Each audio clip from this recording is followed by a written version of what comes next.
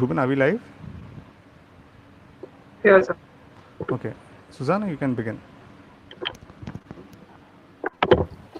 Yes, sir. Good morning, everyone. On behalf of the Placement Cell, I would like to welcome you all to this national level student webinar on the new normal post-COVID-19 Mission Begin Again, a Job Perspective. St. Andrews College was established on 9 June 1983 under the St. Andrews Society for Education and Research Trust. Since its establishment, the college enriched and nurtured students to strive for success and excellence. Our patron, His Eminence Cardinal Oswald Gracious. Our rector, Father Margie Marzello. Our principal, Dr. Mari Fernandes. Our vision, a commitment to guide our students to achieve excellence through holistic education. We fulfill this vision by engaging all aspects of the learner, including mind, body, and spirit, encouraging students to not only excel in academics but also in other domains. Since the pandemic, St. Andrews College, under the guidance of our principal and help of our teachers, has conducted many webinars and activities to keep students all over the country engaged and active with their academics. We, the Training and Placement Cell, have taken this initiative to guide students along their career path, and hence we are presenting this webinar. Let's see a small prayer before we start. Heavenly Father, we thank you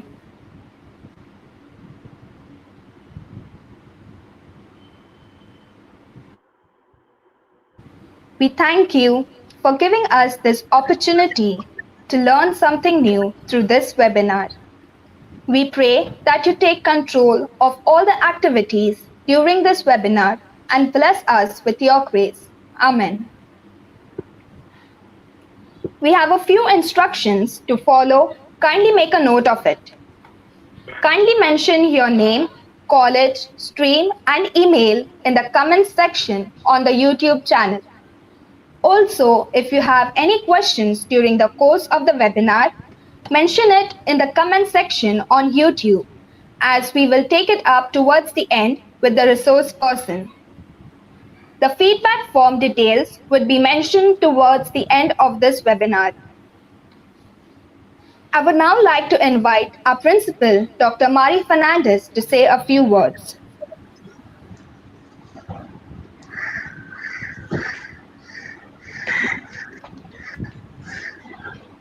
Good afternoon and welcome to a webinar organized by the Placement Cell of St. Andrews College.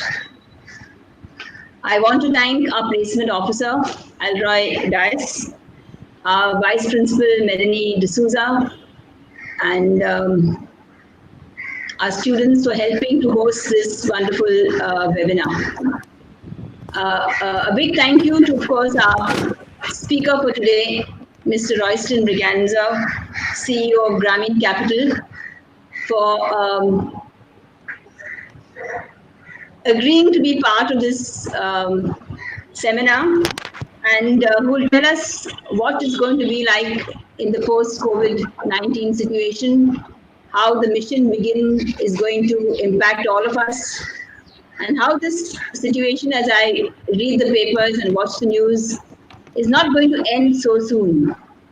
And we need to pick up and develop new ways of handling the reality around us.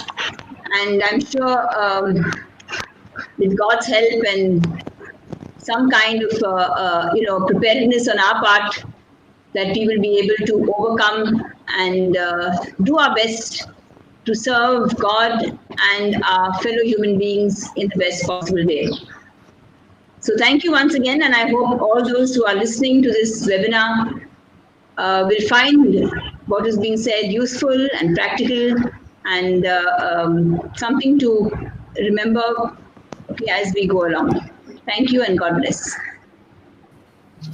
Thank you, ma'am, for those inspiring words. Now we have Professor Mr. Alroy Dias to inform us about the resource person. Good evening, good morning to one and all. So, a brief introduction of Mr. Royston Braganza, our resource person for today. Mr. Royston Braganza joined Grameen Capital in 2007 to launch the organization as CEO. He currently sees all aspects of operations in India. To realize his dream of a capital with a conscience ecosystem, Mr. Royston, along with Grameen Capital, recently promoted Grameen Impact Investments India, a unique vehicle to provide debt financing to social enterprises across sectors such as affordable education and skill development, affordable healthcare, clean energy and innovation, agriculture, financial inclusions, and livelihoods. In his earlier assignment as a senior vice president with HSBC, Mr. Royston was instrumental in setting up and heading HSBC Microfinance and Priority Sector Business. Prior to this, he was the head of HSBC's SME business. Before joining HSBC, Mr. Royston worked in Citibank India for over 8 years in various assignments across both consumer bank and the corporate bank. In addition of being the former chairperson of Sadhan, whose members have over 30 million women micro entrepreneurs, he serves on many boards as advisory bodies including Grameen Foundation India, Inclusive Business Actions Network, Financial Inclusions Committee, CII National Committee, and many more. The London-based financial publication named Mr. Royston in their 2013 Global CEO Award winner list as top 4 CEOs in Asia and top 2 in India, the other being Mr. Kumar Mangalam Birla.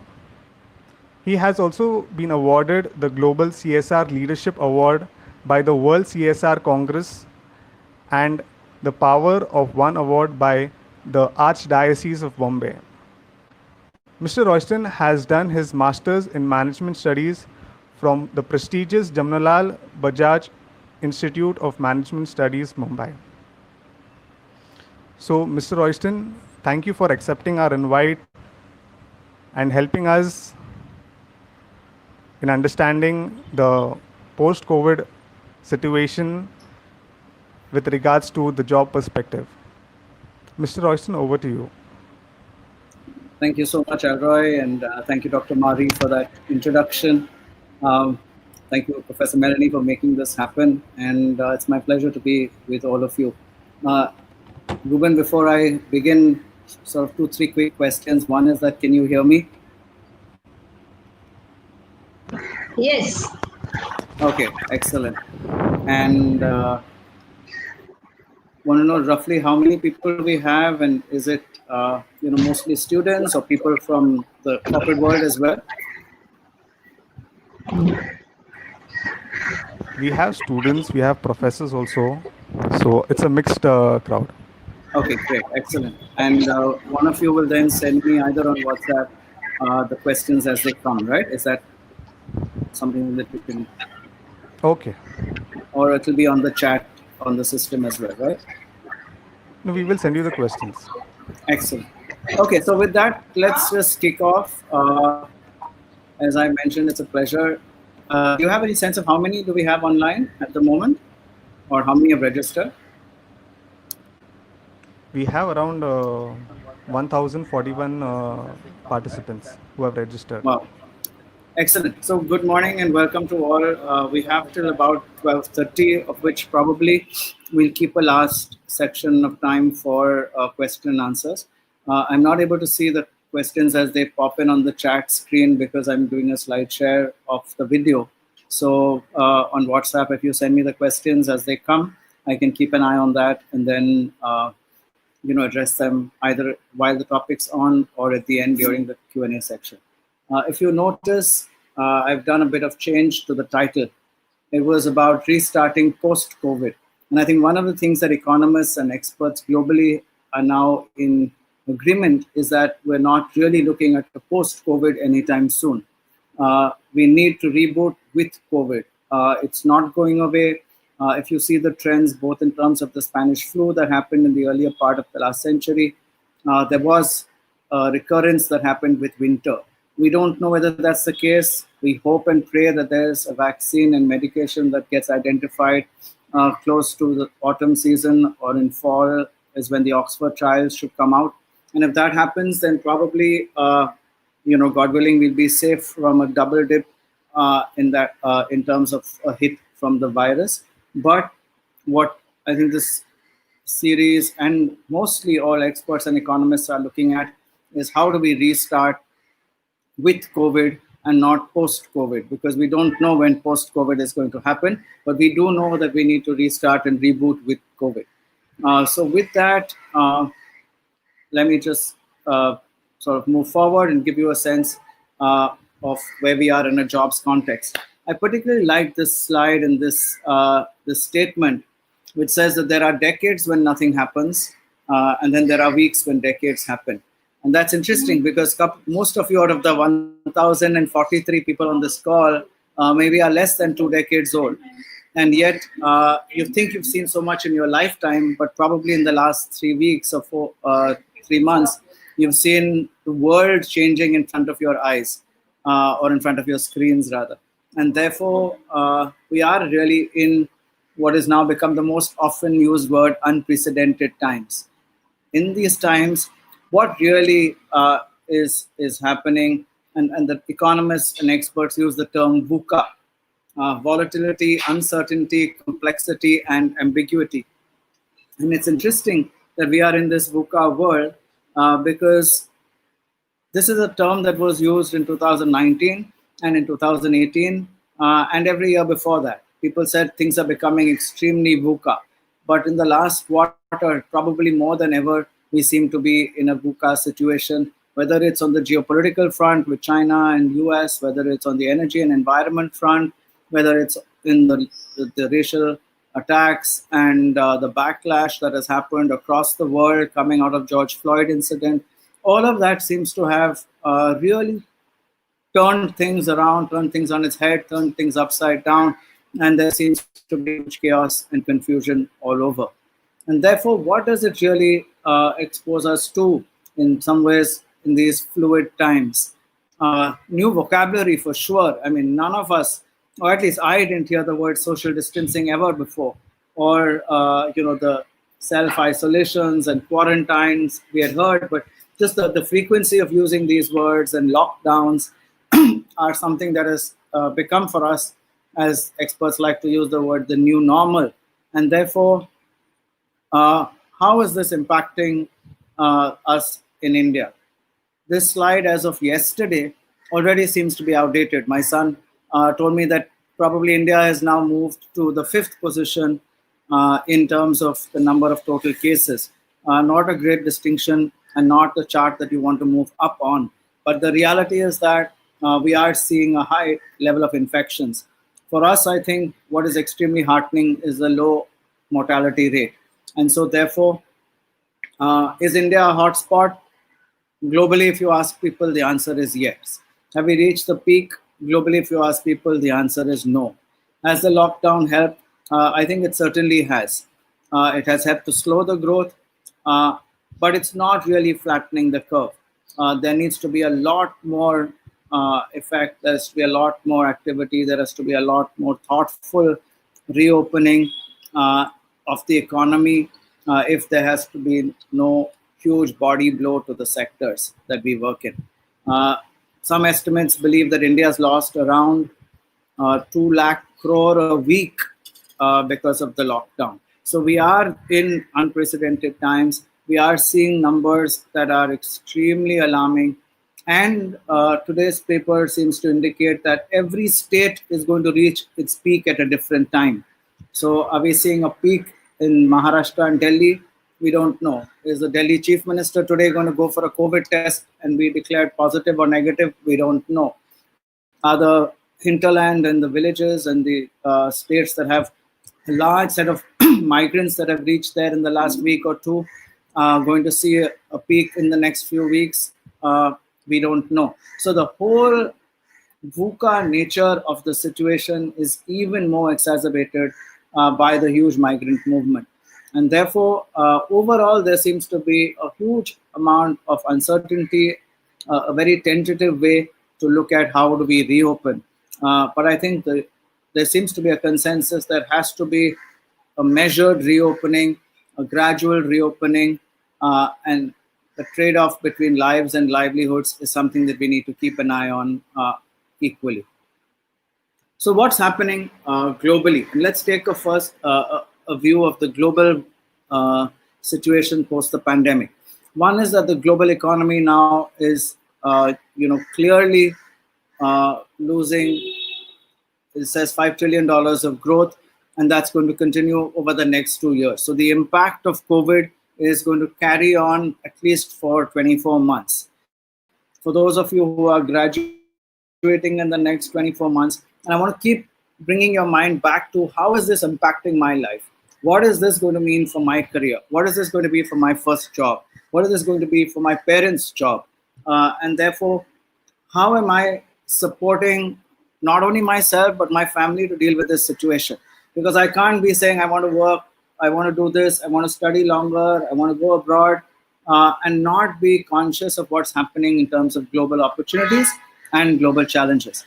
And therefore, I would urge you as you listen to this presentation and you formulate your questions, to keep thinking, how is this impacting my life, my career, my job, my family, my situation? The next trend we see is what Trump likes to call a V-shaped recovery. President Xi is also talking about a V-shaped recovery. Wuhan has seen a V-shaped recovery. China has seen a V-shaped recovery. But many experts believe that it's not going to be a V-shape. It could likely to be a W-shape. Many say it could be an L-shape. Some say it could. So there are all sorts of alphabet soup that are being thrown around in terms of what this recovery will be. But I think there is a unanimity in believing that there will be a recovery. The economy will pick up. But how is that going to happen? Is that going to be another dip before it really picks up? And that time will tell. I'll just pause there. Sorry to interrupt. I think your PPT, the slides are not moving. It's on the first slide. So what do I do to make it move? Because I'm moving it here. Ruben, can you help me?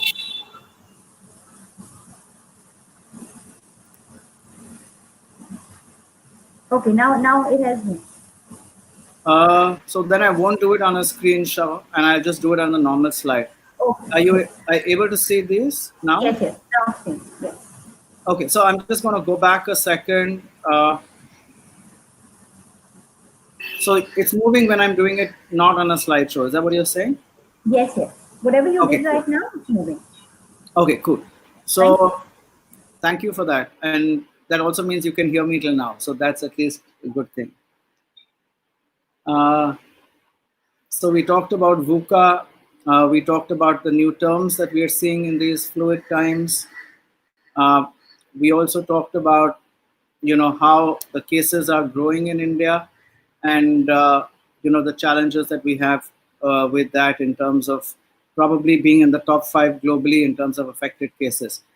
This is the slide that we were on, which is perfect timing, Melanie, if it was you who mentioned that you couldn't see the slides, because this is the first one which has some real numbers and data on it. So we're talking about a global recovery of U-shaped or V-shaped or W-shaped. But we're also talking about what are the geopolitical implications that this is going to have. Today, I think, again, we are unanimously saying that we are in a unipolar world. And therefore, this unipolar world has its own challenges. But nevertheless, the US dollar is the hegemon, and the US is the hegemon there. And how is that going to control the global economy? The view of economists is that, and especially geopolitical economists, is that China is a very interesting entity to look at. Many people say that China doesn't mind being number 2 in the world economy as long as there's no number 1. which is a funny way of saying that China doesn't want US to be the #1 economy. So how is that going to play out? Are we on the cusp of a third world war? Many people feel that there is a third world war already on. I mean, the number of deaths in the US, the economy hit that it had, even a world war may not have had that type of impact. So it's very interesting to see and read. And I would urge you, especially students who are spending a lot of time at home and on gadgets, you need not be on TikTok all the time or sharing updates and on social media, but it's also useful to read some of the interesting studies that are coming out in the public domain and on reputed sites. On the domestic side, again, we are going to see India, looking at this sort of unlock, lock situation. I don't think that we've seen the end of the lockdowns. We're testing to see how the unlock works. We hope, especially in cities like Mumbai, we've seen the photographs in today's paper, whether you talk about Marine Drive, whether you talk about Western Express Highway, whether you talk about Carter Road, which is closer home, everything seems to be, getting crowded all of a sudden. And therefore, the social distancing is going to become an increasing challenge in this country. Again, the contraction in the GDP, we could be probably seeing negative GDP growth rates. Now, that's something that's unheard of, completely unexpected in an Indian context. And yet that is something that we believe could be happening. And finally, while RBI is trying different things and the policymakers are trying different things, there is really a huge concern around what could have already been a recession before COVID, getting into more recessionary trends post-COVID. And therefore, how does that play out in the scheme of things? Agriculture is likely to be an interesting sector because that's where probably is the most amenable to social distancing in the large fields and our villages, which are not as dense, which are not as congested as our cities. There could be an uptake of the economy and opportunities there for people to look at. So that's sort of giving us a global picture. What we are right now, and the problem in the GDP is because there are two worlds that are colliding, the supply world and the demand world. And unfortunately, both are in shock. The supply side is getting shocked because of factory shutdowns, labor shortages, disruption in supply, drying of cash flows. The demand side, there's lower spending, weaker global demand, supply chains are getting constrained, loss of income. Probably even in your own homes, you would have noticed, the challenges around incomes, probably job losses, pay cuts. And that's going to be one of the big challenges as we recover and we deal with COVID-19 and its after effects and aftershocks. And I would urge you to be sympathetic as young people. It's easy to be demanding, I need this to eat, I need that, I want this. And yet in the context that we are operating in, the empathy is important. How am I looking at my role in helping my family cope, in helping my society cope, is something that I want to leave behind with you as well. The pandemic, as we talked about, is increasing in intensity. The peak in India is likely to have not yet been hit. And therefore, how is business adapting? How is education adapting? How are colleges adapting to this new normal? And we'll talk about that later. What are the courses that are likely to become more interesting? What are the jobs that are likely to become more available? What are the jobs that are likely to disappear? And therefore, as a student, what should I be looking at and how should I be planning my own career? And therefore, is the lockdown really the solution? Are we saving more lives by the lockdown, or are we losing more lives because of the lockdown? Is there a fine line that we are on? How do we balance it? What is the right metrics to look at? These are all huge, complicated questions that our policymakers have to deal with. So I would urge you again, be empathetic with policymakers, with our leaders, because it's not an easy job for them to make these decisions. We need to try and support it as much as we can. There was a statistic that I read, or a sort of, not really a statistic, it was a funny line, which said that the spread of the virus depends on how dense the population is. And it was a pun on the word dense, because it's also how dense it is and there's more risk. But if people are really stupid and are going to sit on Carter Road and chat as though nothing is wrong, or going to the beach like we saw in parts of the world, and then that leading to an extreme rise in cases. That's unfortunate again. So I'm going to pause there and ask Alroy or Melanie, so far, are you able to hear me? Is it too fast, too slow? Are the slides okay? Audible So and it's perfect. And it was a pun on the word dense. Carry on. Great. Okay, thank you so much. If I could ask you more questions, I'll ask you when the pandemic will end as well, and you can tell us. But we'll leave that for the experts. we'll Okay, get $1 million to answer that. All right. Okay, so let's go ahead. So the global growth again is likely to be contracted. Now, this is an increasingly worrying number, because irrespective of the countries you look at, the very existence of the Eurozone is under threat. Will the Euro exist? People thought that Brexit was really going to be the start of the breakup of the Eurozone. With Brexit and COVID, can they really support each other? Countries like Spain and Italy and Greece, which are going to have significant economic impact, are they ready to be bailed out by Germany and France? Are people really going to be looking at global situations when their own domestic markets and their own constituencies are under threat? And we're seeing that play out in Delhi. Should the Delhi hospital beds be only for Delhiites? What is a Delhiite?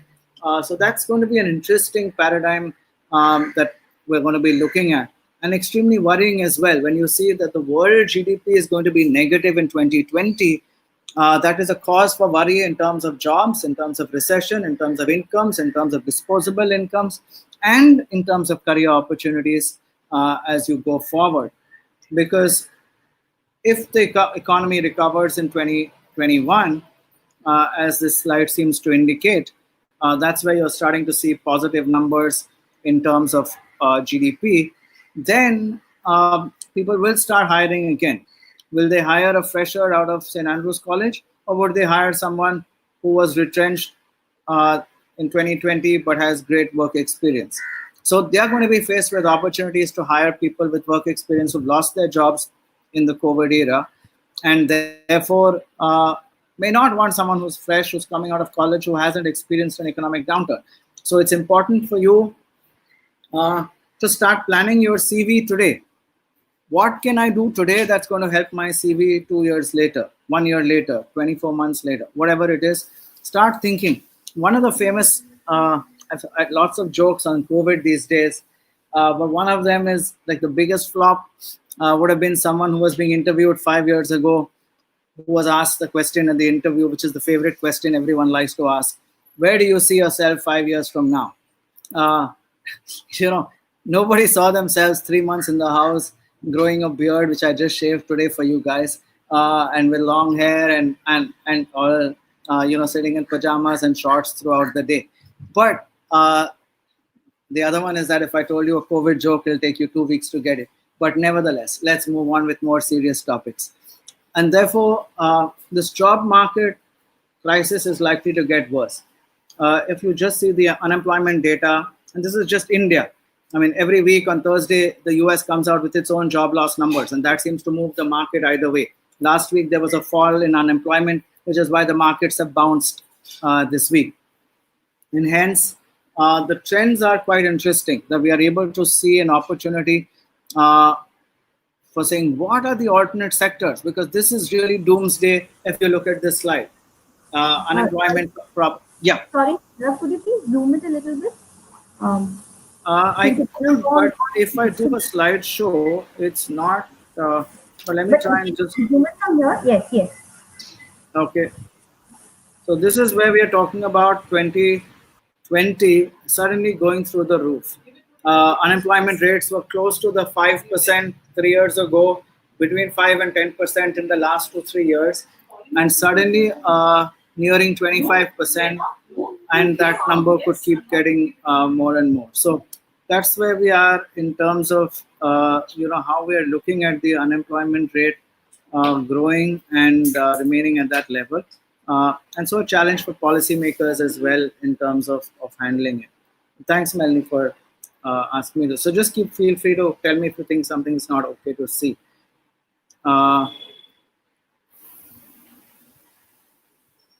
We talked about the economies in recession. These numbers that we talked about, the different states also in recession. So the worst affected states seem to be Jharkhand, Bihar, and Delhi, with the highest unemployment. And what's contributing to that number is people from Bombay who had jobs or who are working as construction workers, working as rickshaw drivers, working as loaders in the West mandis, have all gone back to the villages. So there is a double whammy in the Indian village. A, there are certainly more mouths to feed. There is a whole lot of people who have reached the villages. They've either reached sick, they've either reached weak, so they need to be taken care of. So the household savings in the villages have gone to take care of the people coming from the villages. Then there is no income coming in from the cities because those same people who are earning in the cities are now back in the village. So there is a real crisis of rural households right now, where the economy is slow, is sluggish, and there's no income that is coming into the Indian villages from remittances and from the cities.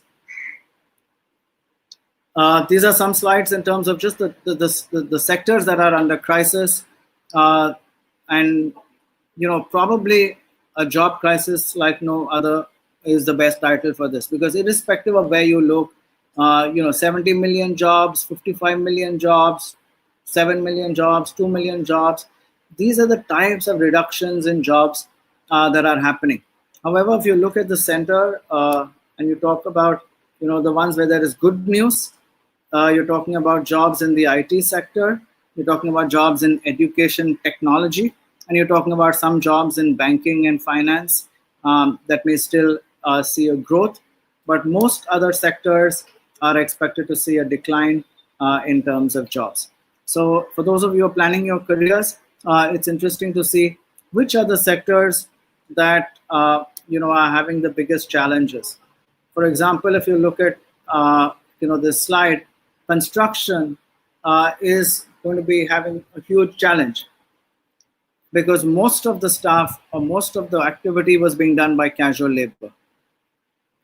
Agriculture is probably one of the safer ones, as I said, because there's more chance of social distancing. It's in the villages. There's more space, and that economy is easy to recover or to not get as affected.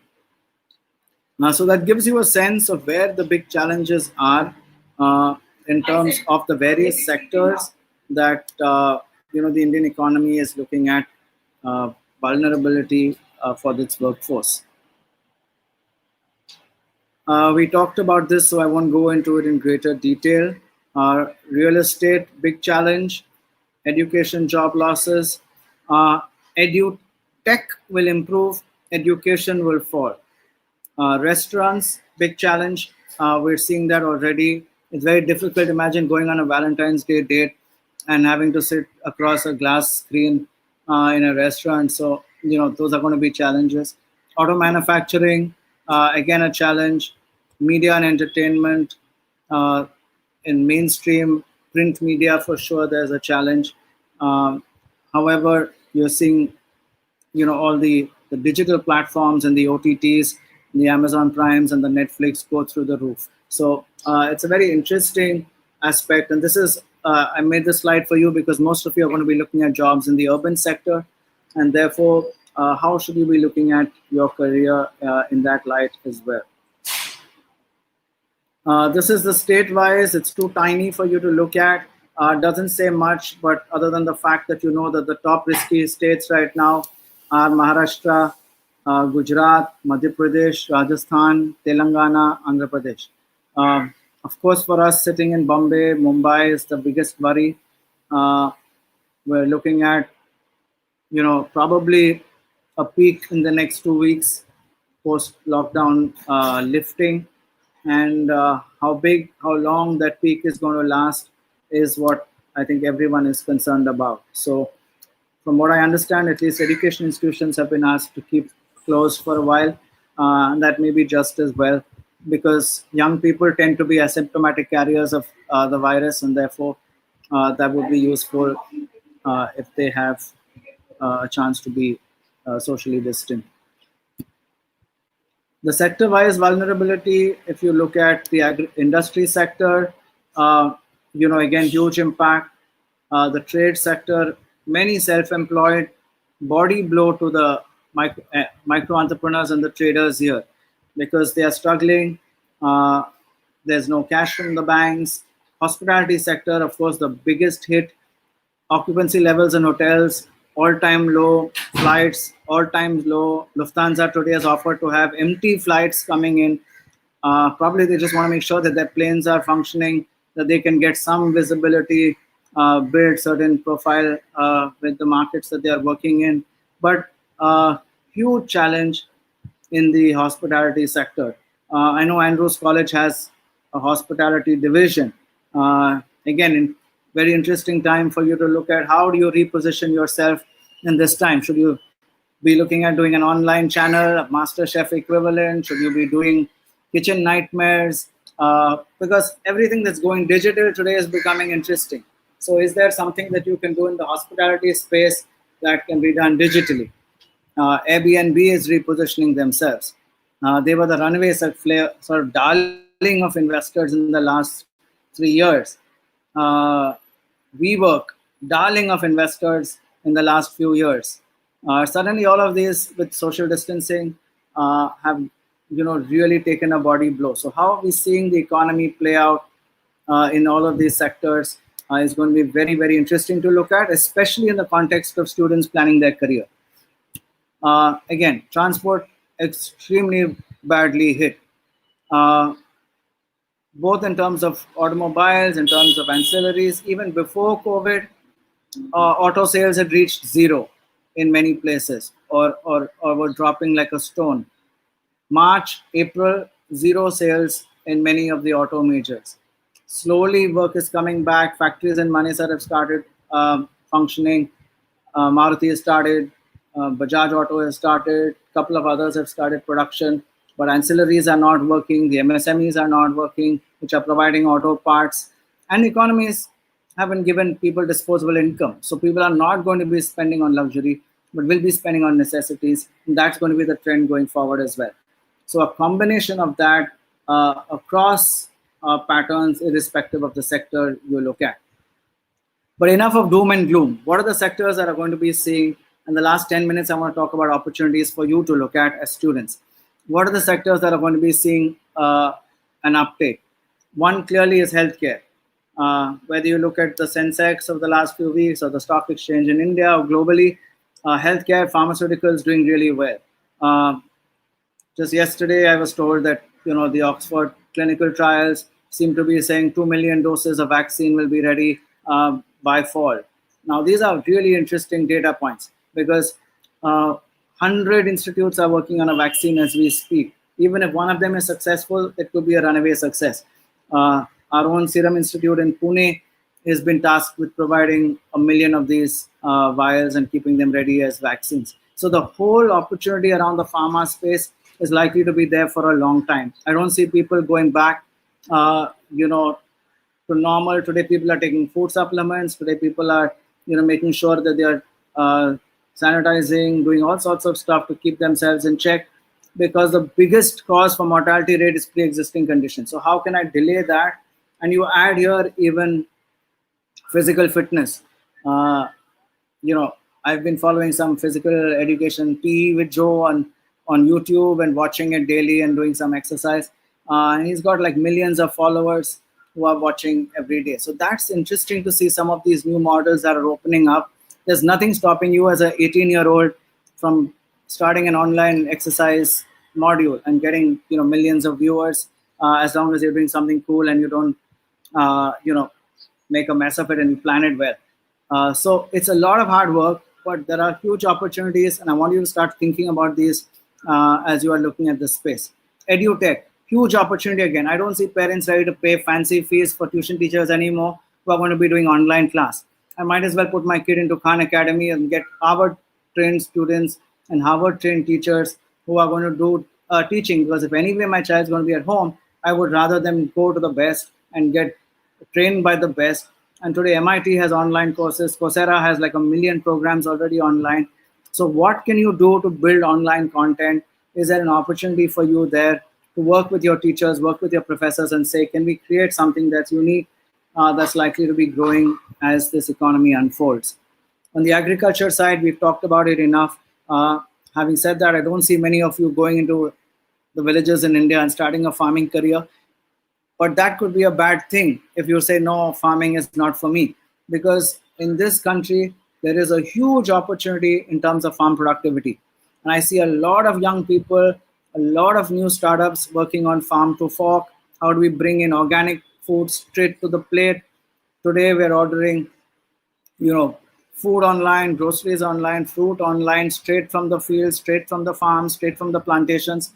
There's an opportunity there again for those of you who are bright enough and willing to work hard enough.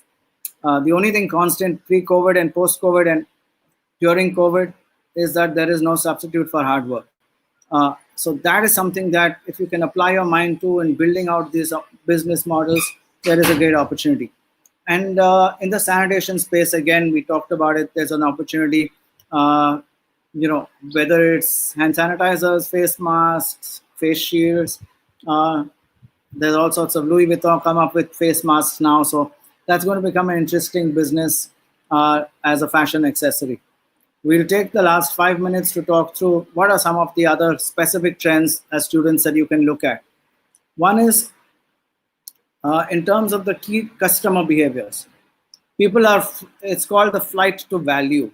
People are not interested in buying high price products, especially the daily consumables. There is going to be a flight to value. People will want to buy in bulk. They will want to do pantry build up. It's called down trading. I was talking to the Amazon India head last week. This new trend is called down trading, buying cheaper bulk. And therefore focused on that. Health, hygiene, protection, very big. Prevention, very big. Shopping patterns are becoming quite interesting. Carom board sales have gone up 300 times. Ludo has gone up 300 times. Gardening has gone up 300 times. Sports equipment, yoga mats. So it's very interesting to see the types of fewer trips to the parlor, fewer trips to the gym, fewer trips to the swimming pool. All of those which were so-called luxury, nice to have, status symbols, which people used to pride, are going. That's not going to pick up in the next 12 months. What you're going to see is a lot do it at home.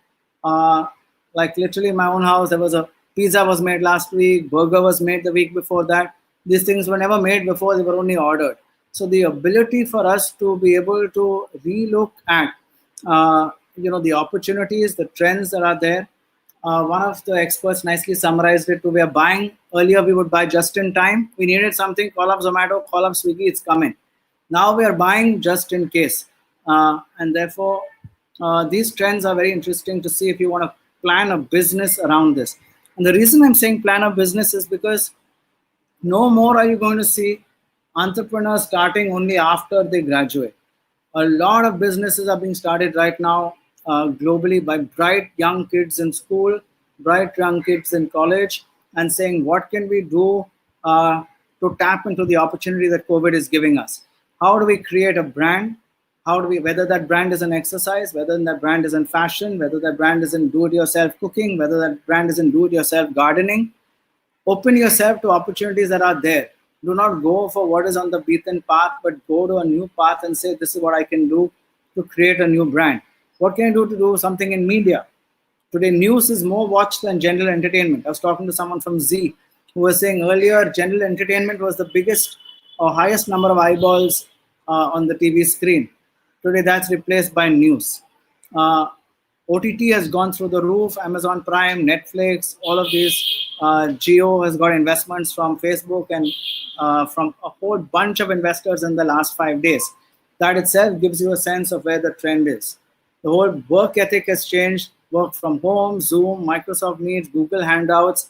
Thanks to Alroy, I learned about Jitsi for the first time in my life. So new things, new opportunities, new platforms. Ruben, thanks again for your help to educate me on this process. But we are able to see a whole lot of new opportunities. I'm sure there are 1,034 of you online. Each of you is seeing very, very varied ways of being able to interact and try out things online. So, what is my advice to you? What can I do? This is a funny quip, but I like it. It says, now is not the right time to surround yourself with positive people. There's, of course, a pun on that, which is COVID positive people stay away from, but please stay with positive people. Don't spend all your time, moving from one gadget to the next. First thing, it's too late, it's 3 in the morning. I need to get out of my phone and time to go to bed, and then go to bed and then sit on your phone for another 1 hour or 2 hours. I know most of my young friends are online till 3 in the morning and 4 in the morning, but that's the reality that you find yourself in. Probably time to change that. You want to do something meaningful in the rest of the lockdown. And again, online, we seem to be a different person from what we are. I want to call out the aspect of mental health in young people. If you are finding a challenge, speak to Melanie, speak to Professor Mari. There are counselors in your college. Prafulta has a counseling for young people. There are different centers available. Do not allow yourself to get into depression or mental health issues that are common at your age. Young people today are more likely than not to get into mental health issues. Please seek help, and please keep your gadget away. The sure sign of getting into a mental health issue is if you cannot keep your gadget away. So test yourself and see, can I keep my phone away, gadget away for 3 hours, no gaming, no social media? If you can't, just explore and see whether you could be heading for a challenge in the area of mental health. What should I be doing with my life? The Japanese have this new term, or an old term, which has become new and trendy, called ikigai.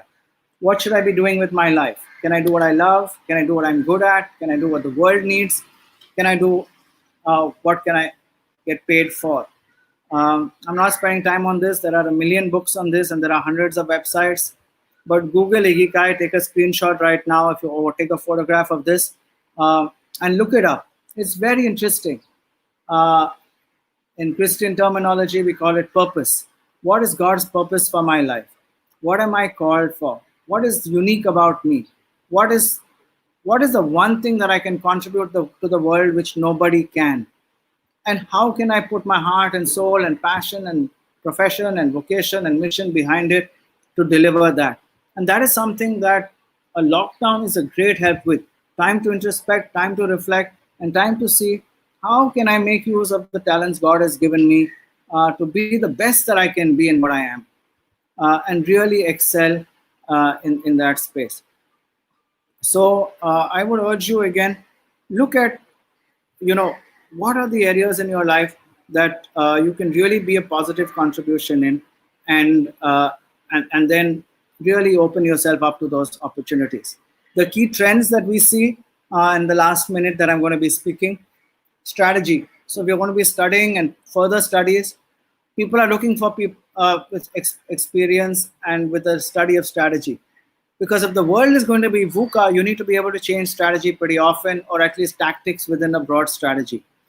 Tech and data, IT, information systems, healthcare, research, again becoming very interesting, because people want to read trends, extrapolate trends, see how these trends can turn into opportunities. Entrepreneurship. I want to share an example of my own brother. He's a musician, and he's now doing 75 nights in a row, an online music hour every night at 9:30. And people from all over the world logging in. This was an alumni. Maybe Melanie, you should look at this, or Professor Mari, for an alumni party for the Andrians or the ex-Andrians, and we'll talk about that later. But there's an opportunity to say, how can I reposition myself in a COVID situation? I'm not getting music gigs outside. Events are shut. Everything else is closed. Restaurants are closed.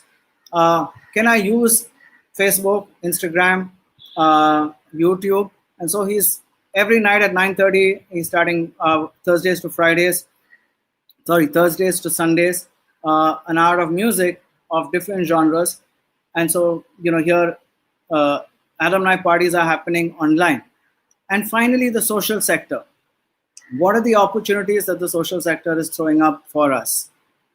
The UN has said that there are 17 sustainable development goals.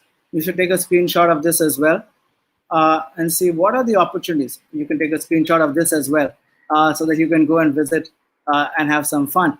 But on this, what are the 17 goals that the UN says $30 trillion is needed? Money is going to flow into these spaces on healthcare, on food security, on water, on sanitation, on clean energy, on solar. And can I build a business model around that? Can I work in an NGO? Can I work in a social enterprise? Can I work in a company that is focused on these sectors? And so this is an opportunity that many young people don't think of, the social sector. But as you know, your college is part of the Popart Foundation, working with the UN, trying to find areas where we can do something for the common good. This is a time, because only the rich seem to be protecting themselves. The poor are exposed to the elements right now and the infections. How can we create something that is really helpful for the migrants? How do we bring them back into the mainstream economy? How do we create jobs for them? How do we make sure that we are not just focused on being consumers? There's a quote from Laudato Si there, which is one of my favorites. The emptier a person's heart is, the more he or she needs to buy, own, and consume. Are we able to fill our hearts with hope that only God can give us? Because today, one of the biggest challenges around is the helplessness that we see in people. What do I do? What's going to happen to my job? What's going to be happening to my career? What's going to happen to my family if I lose my job? How will I educate my kids? Am I ever going to come back from the village?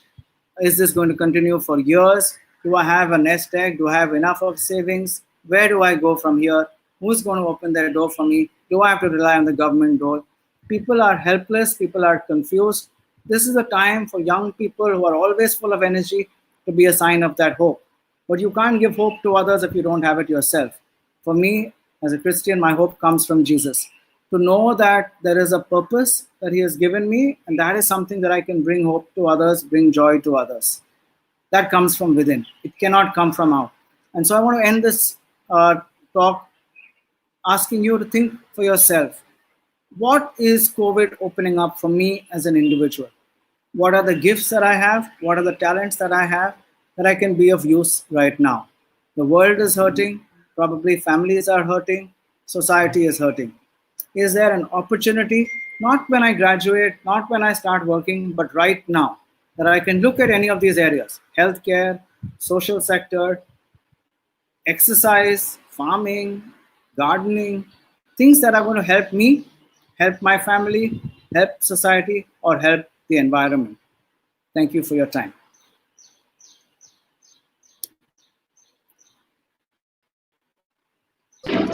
Thank you, Royston. Excellent presentation and excellent, talk to us. Beautifully put. Now we have Ruben Charles, a placement cell officer, to express a vote of thanks. Ruben, do you want to take questions first? Yeah, sir. Whatever is fine with you. I'm okay. Does it sort of shut down by itself at 12:30, or can it go on for 5-10 minutes? No, sir. It can be extended till 1. Till 1. I don't think people have that many questions, but I would maybe say, Ruben, let's take 10 minutes of questions and then do the vote of thanks, because I would rather people benefit if they have to leave at 12:30 with some answers. Do we have any questions?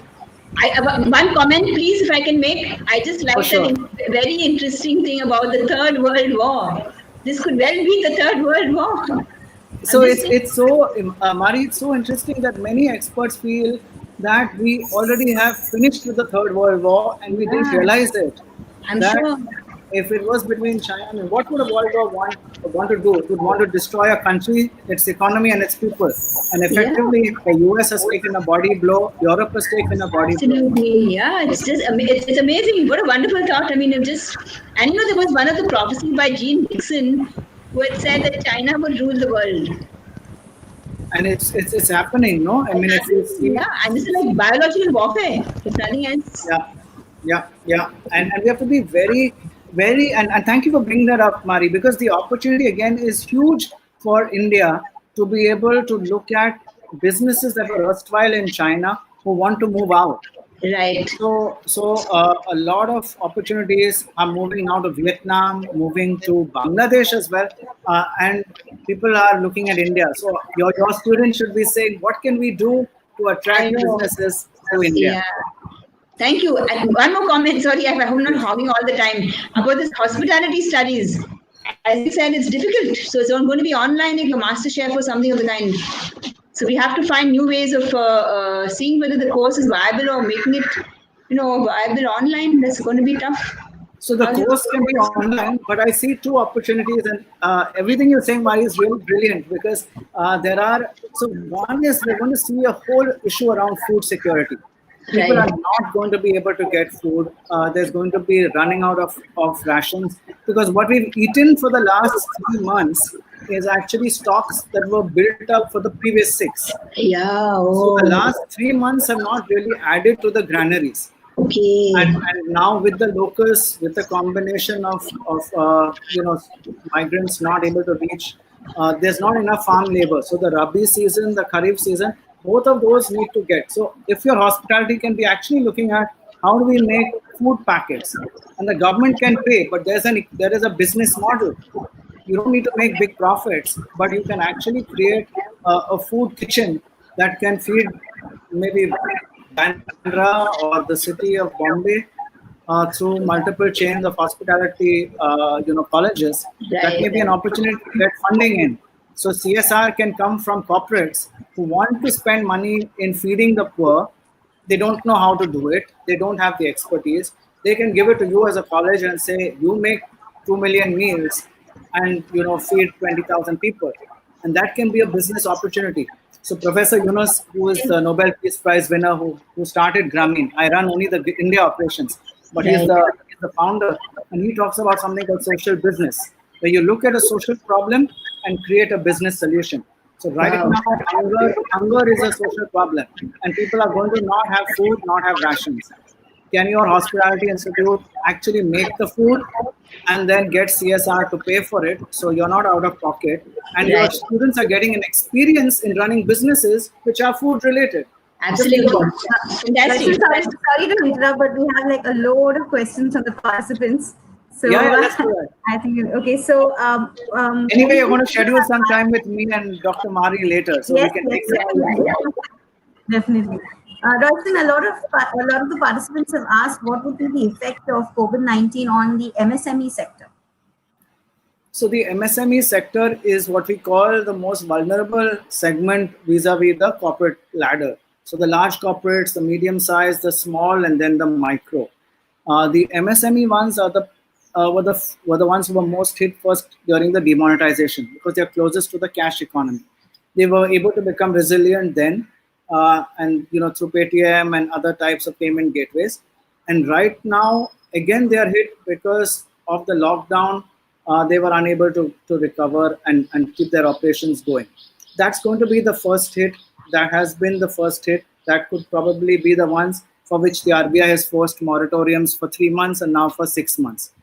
The new plan by the RBI and the Ministry of Finance under Prime Minister Modi's scheme to offer the credit guarantee to the MSMEs is a wonderful plan. As long as it's operationalized well, that has huge potential. So those of you who are looking at starting micro enterprises, this is an opportunity to go and get registered under these schemes. SIDBI has got a scheme. There's venture capital available for small enterprises, for micro entrepreneurs. And so now is a good opportunity. But look at what a COVID era needs. So there is no point saying, I'm going to build a micro enterprise which is going to be running a gym with 5 treadmills, because that's a dead investment. No one's going to come to that gym. But if you're saying I'm building a micro enterprise which is looking at making sanitizers, I'm looking at building a micro enterprise which is looking at doing home courses of gardening and how to grow your own vegetables, how to do hydroponics. I mean, this is lots of opportunities. So the MSME sector is one which needs minimum capital. The government's giving guarantees. The banks are being urged to lend to that sector. And there are some financial SOPs being given in terms of moratoriums. It's a good time for them to recover now and to think of business models. but business models aligned with COVID and not opposed to COVID. Thank you, Royston. There's another question. If there's no demand and there's an assumption of a negative growth call, why is the oil price rising? What a superb question. So the oil futures went to negative, and that was unprecedented. In my own lifetime, I've never seen that happen, that the oil futures went to negative territory. And there's a reason again, and I think Mari alluded to that when she talked about the geopolitical aspect of the place. So now Saudi Arabia is dependent as an economy on two things, on oil and on the Hajj pilgrimage. That's what fuels their economy. Suddenly, aviation shuts down. So aviation fuel's gone out of demand. Hajj shuts in terms of social distancing. It's going to be unthinkable to reopen Hajj. I'm not the expert in Islamic finance, so I don't know, or Islamic studies. But I think it's going to be practically impossible for them to bring Hajj back. And therefore, two big engines of growth have suddenly died. The production capacity hasn't. Now, they have a certain expenditure that they need to meet, which was getting funded by oil, getting funded by Hajj. The expenditure, which is the money they were paying to run their country, the money they were paying to their citizens, their expenses is not reduced. The income has crashed. Now, how do they get that income up? By churning out more oil. They have lots of oil supply, so they are keeping on pumping up that, and therefore the oil supplies kept growing more and more, and the demand was less and less, so it became a negative oil price future. Now we're seeing with the V-shaped recovery in China, production seems to have come back in China. Production in the US hopefully will come back in the next 3 to 6 weeks, and therefore people are beginning to see consumption come back. People are already talking about, Greece is talking about flights in July. India is talking about flights in July, August. Others are talking about flights in September. To my mind, September more likely than July, August. When you have normal, at least not normal, you're not going to have normal till 2021. Probably 2022 to go back to occupancy levels of hotels and flights that there were before. But, and therefore with that uptick, you're seeing prices of oil come up a bit. So that's really the answer in terms of the oil price volatility. But whoever asked that question is got a great, because that's a great indicator of leaked and lagged indicators of economies. Thank you, Royston. A few of the students want to understand if they stand at a disadvantage if they are financially weak and cannot really afford smartphones or increased Wi-Fi speed. I don't see anyone who has creativity, hard work, and trust in God at a disadvantage. You cannot have a smartphone, you cannot have food on your plate, but if you are creative, if you are ready to work hard, and if you trust in God, you are not at a disadvantage. Your creativity will help you to identify a business model, whether that business model is saying, how can I get food to watchmen of societies and buildings today who are unable to go home, and therefore put a PPE, create a distribution model which has 10 friends who are all wearing PPEs and taking food which St. Andrew's Hospitality College has made, and then distributing it to 500 people is a business model. Now, whether that can operate on WhatsApp, whether that can operate necessarily only on a smartphone, whether it can operate on SMS, you can buy a smartphone because you can register a company for this purpose, or an NGO. This is a business expense to buy a phone. Or you can ask someone to lend you a phone initially for the first 2 weeks and build a business model around that. So I don't see a disadvantage of people who can't afford a smartphone. Smartphone prices are falling. To my mind, I can't believe a single Andrews College student who won't have a smartphone because they can't afford it. It's if they don't have a smartphone, it's either because they didn't want it or the parents said no, but it's unlikely that they don't have a smartphone because they can't afford it. And I'm sure that if they have a business model for that smartphone, that a college will not support them, or no other NGO will support them if they have a business model to use the smartphone for. Royston, a lot of online courses are doing the rounds at this point in time. Participants would like to understand what kind of courses should they enroll for to help them with a better CV post COVID-19. I would think, as I said in my slide, they should be looking at strategy, do courses in strategy, do courses in data analytics and information systems, and read about the social sector. I think these are areas which are likely to be seeing, real growth in the COVID era and thereafter. So how can we look at these as opportunities to grow? What are the new products that are coming out? And also, rather than just reading, I go back to that ikigai, see where your enthusiasm lies, see where your skill set lies, and then create a business for it. In that business, what you need to read to prepare yourself better, that is something that that business will determine. But basically, strategy, technology, and the social sector could be areas to do courses online. What will be the next step to cope with the declining economy, and how long do you think it would take to return to normal? I'll answer that with a follow-on question saying I'm ready to predict the return to economy 6 months after a vaccine is identified. So whoever asks the question, if they tell me when the vaccine and successfully tried, 6 months later the economy will recover.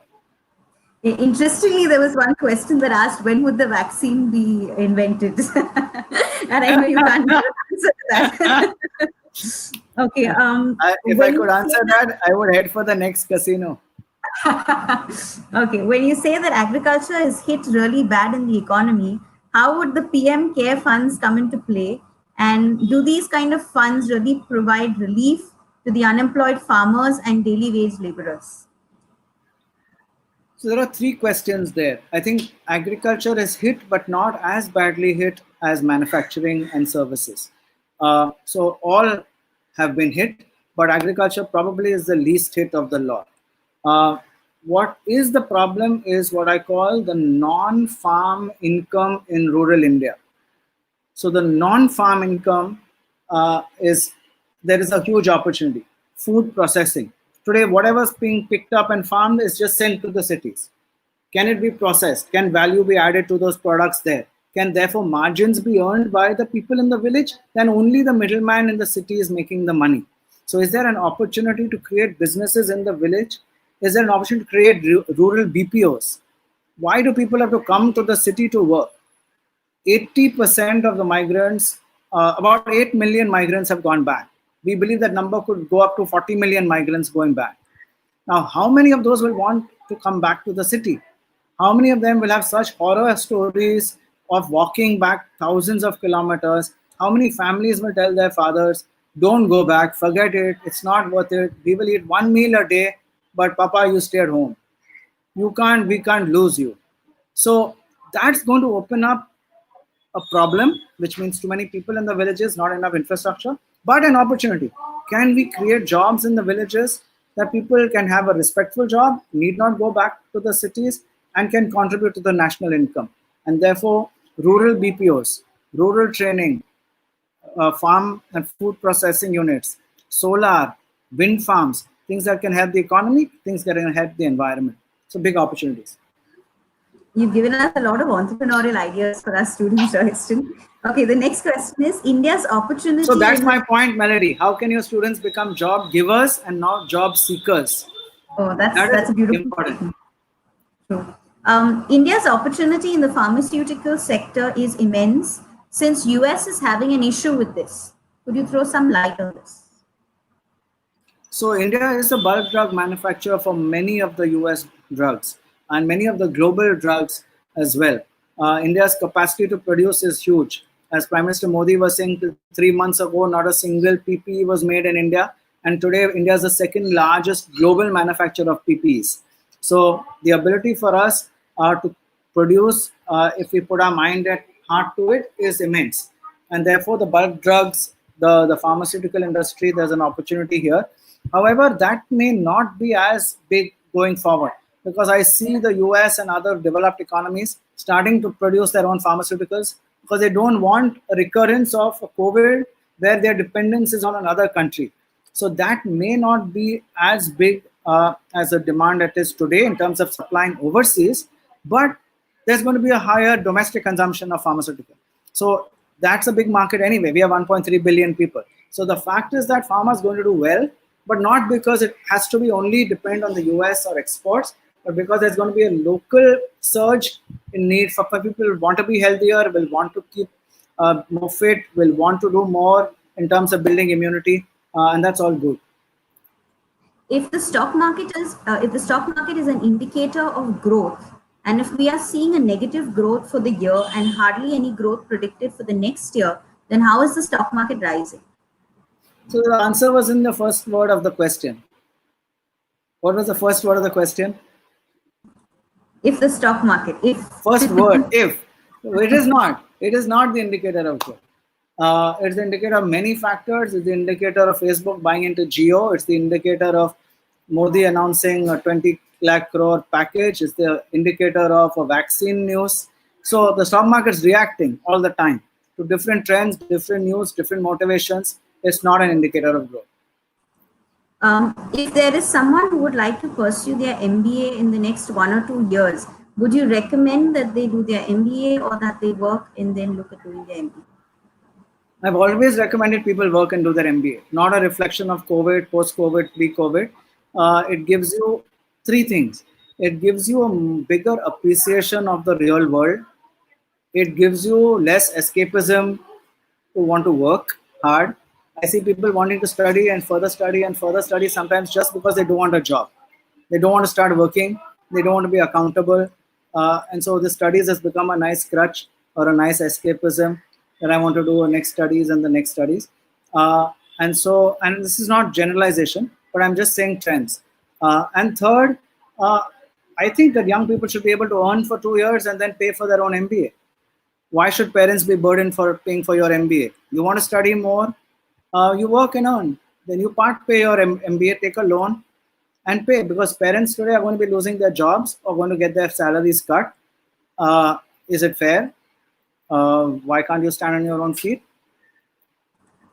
What do you see is the future of jobs for freshers in particular post this COVID-19?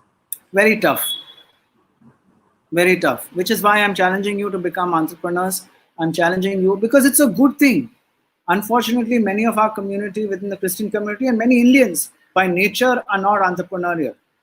We like government jobs, we like to work, we like bank jobs, we like hospitality jobs, we like flights and airline jobs.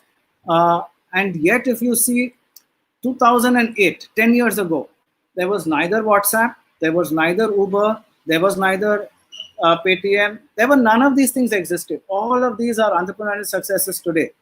Whether it's Zoom, whether it is Ola, whether it's Airbnb, whether it's Oyo. So where are these entrepreneurs? They're coming from our colleges. So why do they have to wait till they're 25, 30 to become an entrepreneur? Why can't they become an entrepreneur at 20 and 21? Why can't they become an entrepreneur today when they're in SYBCom? How do we stay updated besides reading regional, national, and international newspapers? If you read all of that, you would have been updated. I would say stay updated by getting off TikTok, getting off Insta, getting off Snapchat, or at least limiting the time you spend on that. You'll automatically get updated. Okay. Do you see a rise in cyberbullying and cybercrime since most businesses are going to move online? Huge risk. Huge risk. So let me take them at three different risks. Financial risk is a big one. People phishing your accounts, getting your data, and then using your credit card details. So it's a big risk. There's lots of financial, it's called phishing, PHISHING, of your internet payable, internet banking, credit card data. So phishing risks are a big risk. The second is, you mentioned cybercrime, cyberbullying. That is on the rise, especially in the dark web, and people who are trying to do stuff that are like the porn websites have seen an all-time spurt in the last few months. Now, again, a lot of the dark web, a lot of these have huge risks attached to it. People don't see it. Many of the porn websites are started by frauds so that they can lock you in, they can trap you, they can send you, put malware on your system, that they can then ask you for ransomware. And people haven't understood the risks. It's so easy to access and people get carried away, apart from it being morally wrong. And for that, Professor Melanie, you and Dr. Mari can, help to point them in the right direction. But really, we do need the grace of God, of course, to be able to say no to these things. It's tempting. But at the same time, the risks from just malware, from ransomware is very high. So we have to be alert to that risk as well.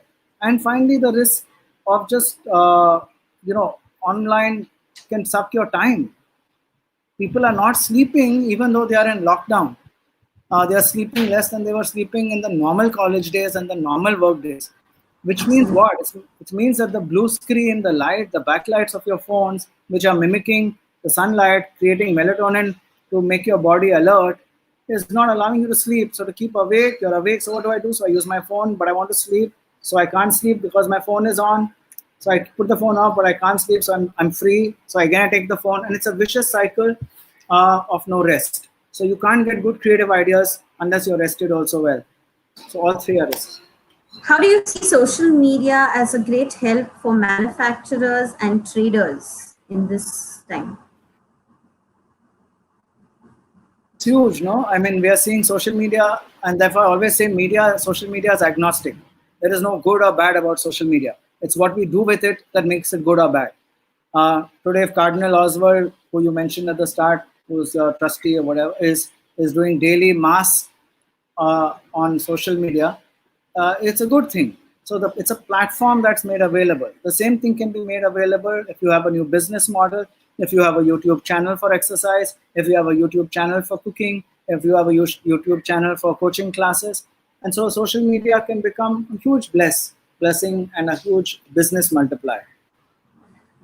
Where do you see the small businesses stand in Mission Begin Again? They are always about 80% of all businesses are small businesses. If you take numbers across countries and across time graphs. And therefore, there's always a role for small businesses. So Mission Begin Again is critical both for the large businesses, but also for the small businesses. Sometimes it may be easier to operate a small business if you're doing a work from home. And as we've been talking about entrepreneurship, that's an opportunity again. A nice question here is, startups are emerging in this COVID-19 era. What is the stability that it's going to sustain itself in the longer run as the economy on a downfall with MNCs captivating these emerging startup era? So you have to look for a niche where the MNCs will take time. The MNCs are not going to be able right now to compete with hyper-localization that's happening. If in a social distancing era, I can't go beyond 3 roads to buy my groceries. Most of us today are either buying online or buying from the neighborhood guy. Nobody is going all the way to the mall to buy because the malls are shut. But even when they reopen, you're not going to go there. You're either going to buy it online or buy somewhere nearby.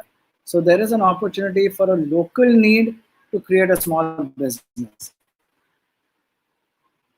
Do you see the sports sector recovering soon from this pandemic? So today, Barca announced that they are going to have La Liga matches on Facebook. So the fact is that the last week, Bundesliga opened, La Liga opened. They opened to empty stands, probably with few, players and officials watching. But the televised audiences are going to be always there. If you're in lockdown, there are going to be probably even larger televised audiences. So to that extent, most of the revenue for football clubs or cricket clubs came from merchandise, came from other things, not from gate sales and ticket sales. So to that extent, sports will rebound. Now, how these sportsmen will train is the other issue, which is why exercising at home and that opportunity is quite large. I think you're really giving some interesting points because the questions are just pouring in. Okay, what do you see the future of the film industry? How do you see the future of the film industry? I see it very interesting if you look at it with an OTT lens, which is the over-the-top Netflix, Amazon Prime, that lens. If you look at it from the lens of multiplexes, big producers, big distributors, maybe very tough times. So you have to reimagine your audience, reimagine filmmaking, reimagine formats. Huge opportunity. There's a question: is there any job opportunity in the IT sector for a fresher?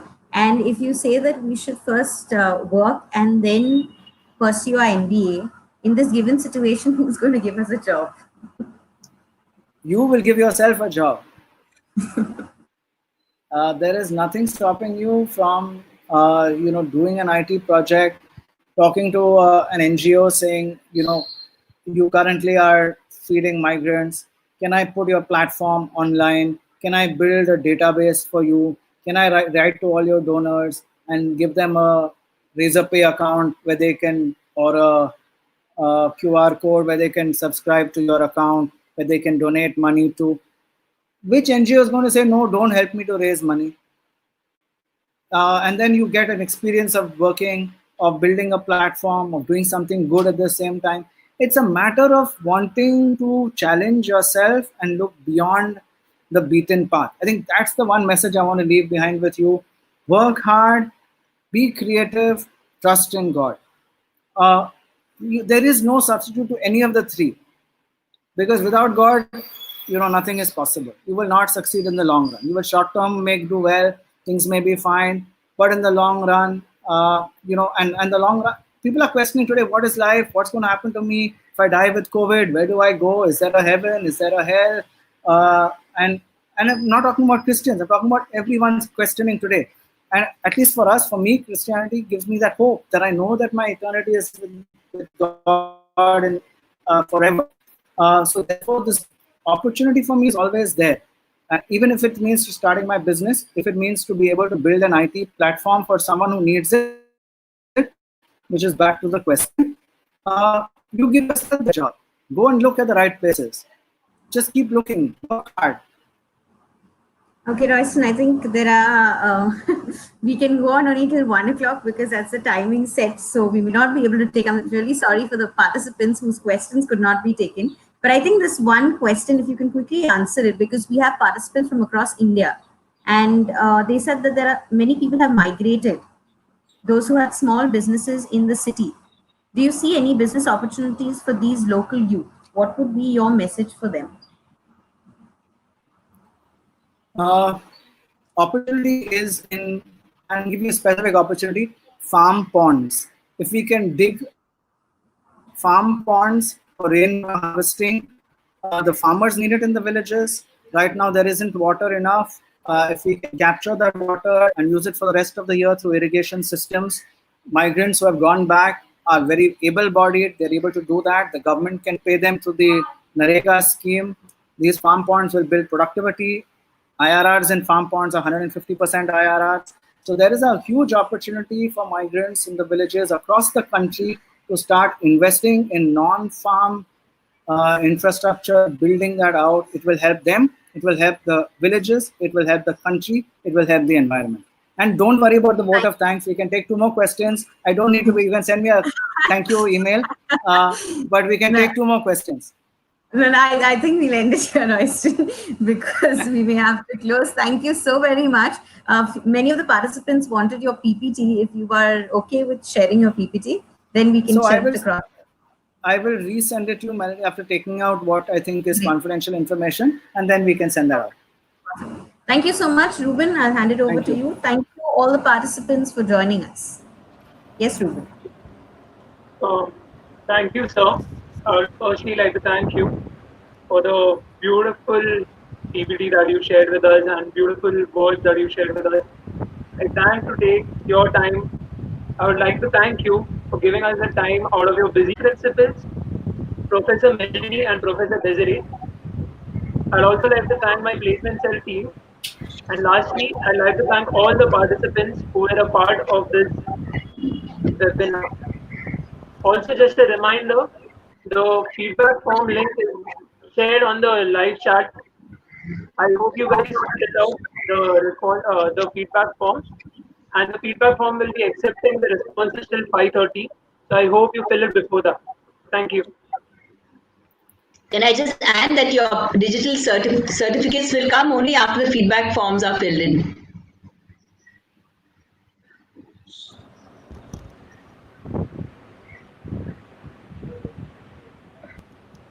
Thanks, everyone, and all the best. Stay well and stay safe, and God bless you. Thank you, sir.